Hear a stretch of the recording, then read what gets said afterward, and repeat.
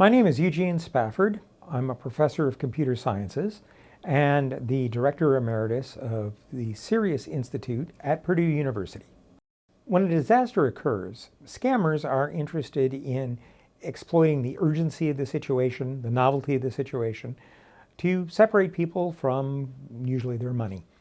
And so what they do is establish seemingly valid charitable donation sites or send out fundraising email in hopes that people will, out of generosity, out of concern, provide funds to those organizations that aren't really organizations that go to enrich the spammers.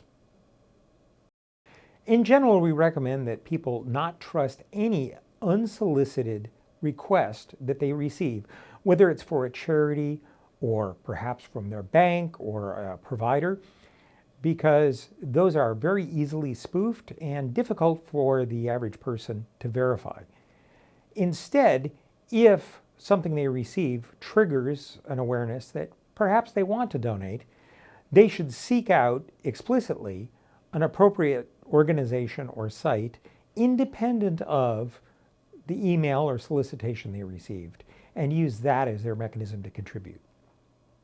When you receive a solicitation or visit a website, unless you explicitly searched for it and knew that it was a valid location or organization before you started looking, it's best not to trust it. It's best to find an independent way of connecting with it. And there are various ways to do that. For instance, if it's a well-known organization like the Red Cross or World Food Kitchen, you can do a search online and make sure that the web address matches the name of the organization. There also are a couple sites that are explicitly set up to vet charities and to help direct you to them. Two of the most notable are Charity Watch and Charity Navigator. Charity Navigator right now has a link to a set of known, valid charities that are helping with the Los Angeles wildfires, for example.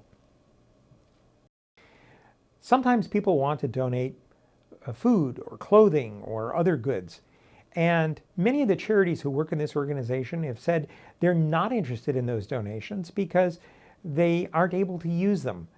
Food items, for instance, may be perishable or may not be appropriate for the parties that need them, or are too heavy and expensive to ship. So it's much better to try to identify the charities that are already working on the ground, that have been vetted in some way so that you know that they are legitimate. And then if you choose to, provide donations on a one-time or a regular basis.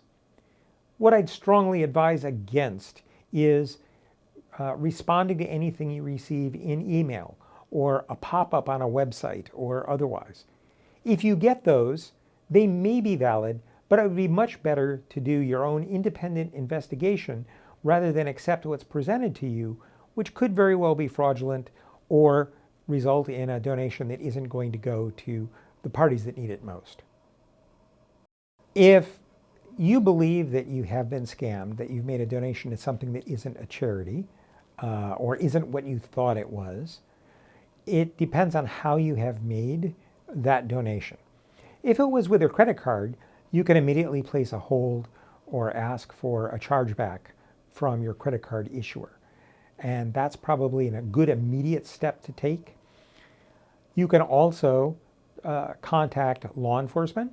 You can contact the Federal Trade Commission and either file a complaint or ask questions. Depending on what information you have given to this alleged charity, you may also want to take other defensive measures.